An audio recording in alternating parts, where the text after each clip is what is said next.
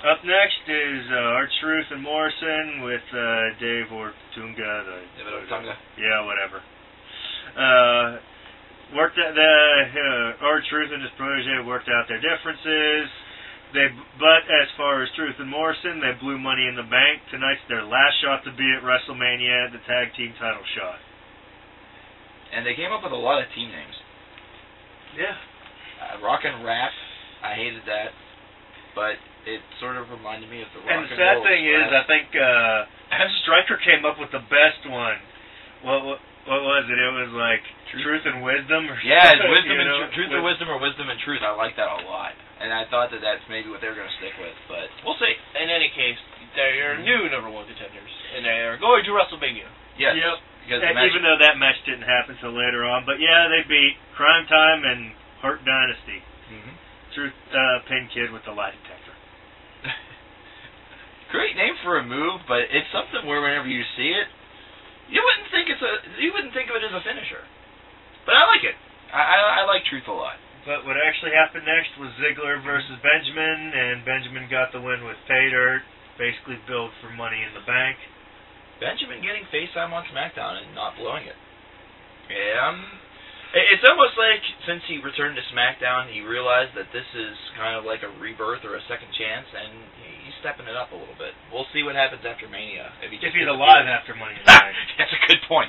Yeah, the only bad thing is, the more I hear from people who have inside sources, the more sense it makes that Shelton Benjamin's never really been the guy. Okay.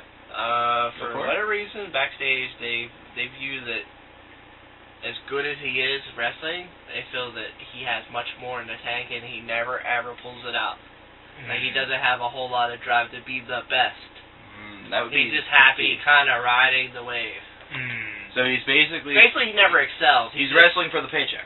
That's about it. No, he's like he's like a C student who could achieve. Who could be an A student? He just decides, why would I work that much harder to get an A whenever I'm getting by with the C? I can understand. That's a lot of people's philosophy. That's what it seems to be. I listen to a lot of shows, and usually there's always one person who calls it like, why aren't you pushing Shelton Benjamin? That's usually the common thread. Oh, I like that. That's a good observation. I like that. And you know what? I see it because really you only see him push that tank at WrestleMania. And they made the comment, this will be his 5th Money in the Bank. We should probably stay on that, because up next was Jackson versus Jimmy Wang Yang. Yeah, that took all of 5 seconds. Gets the win with the Book of Ezekiel, they're calling the finisher. Nice. I like the name. I like the name. And somewhere in Warner Brothers is going to sue him. Yeah. Another thing... Too close to the Book of Eli. Oh, wait, I didn't sell it. Do it again. And up next, the Straight Edge Society comes out. Punk's on the mic. He blames Ray for not being a part of Money in the Bank. He knows Ray's popularity is due to bad parenting, and they're not being good enough role models, so they fear Ray. I was disappointed, but yet I wasn't disappointed, because whenever they showed the backstage segment with Ray with his daughter, I thought to myself, please, God, let them abduct her. Nah, they're not doing that. It made me sad. Yeah, I think you're hearkening back to old school Attitude Era. Good old days. Yeah. I'm going to file a complaint. Okay. With Gallows. Alright. Luke Gallows. He's a much better worker as a face than a heel. And I'll indicate why. Go watch this match between him and Ray. And pay extra close attention to what he's doing between his moves. There are times where he hits big moves.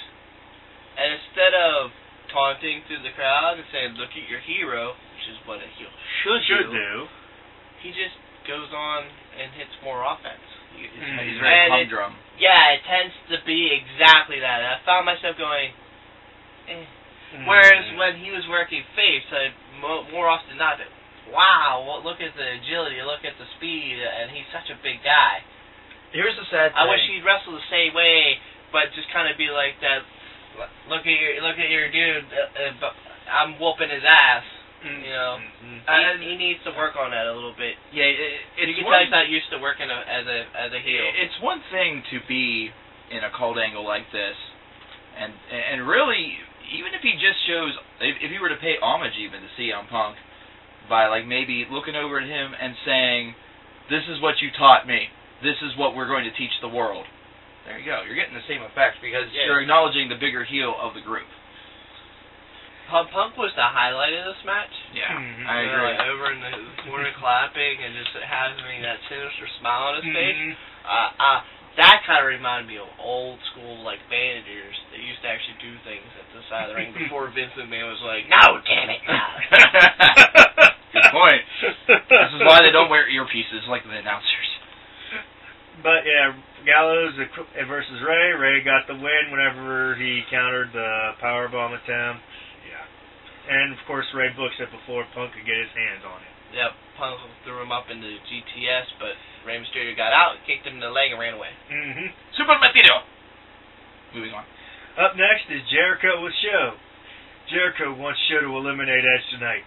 He wants to kill him. He wants him to be the giant he knows he can be. And Shows is basically like, "I know what you're trying to do. I'm not going to do it for you. I'm going to do it for me, you selfish prick." Aww.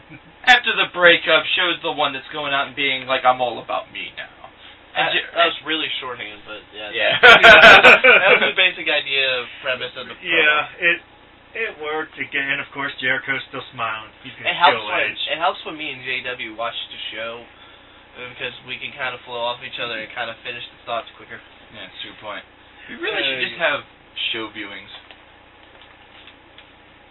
Sounds so gay. We can never all get together. I doubt it. No.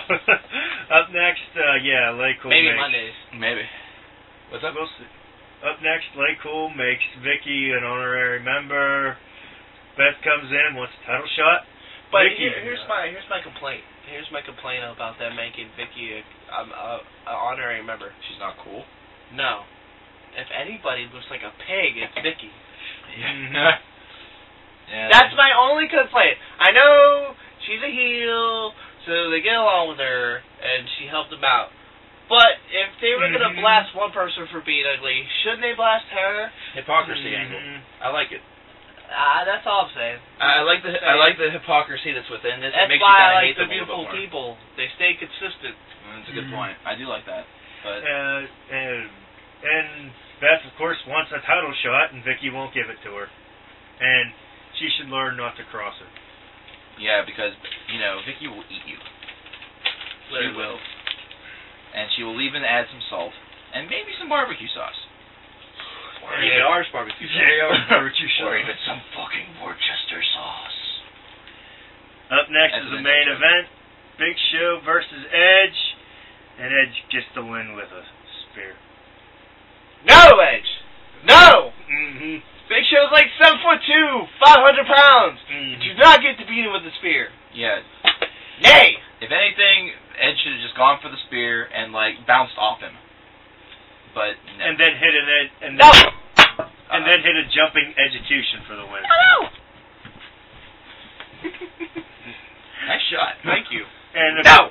And it was, so then, of course, no! Jericho comes down, and he gets speared. No! Well, that's okay. You are not Goldberg. Bang! Shit. Good timing. That has been your recap of the Smackdown. RESMACK. Have a nice day.